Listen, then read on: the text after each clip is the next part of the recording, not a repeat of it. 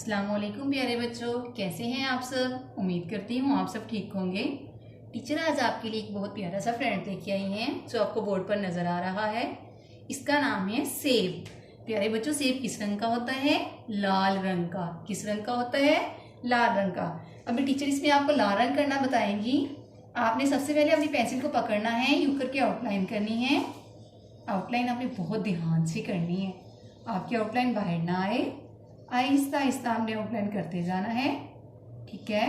Outline करते करते आपने अपनी कॉपी को सारा वाइट वाला छुपाते रहना है, ठीक है।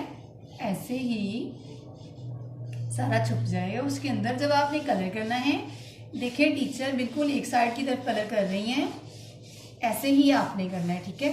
उसकी भी बिल्कुल एक जैसी होनी चाहिए।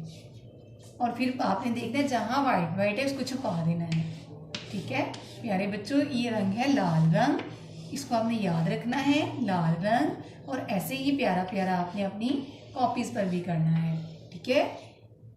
अल्लाह हाफिज।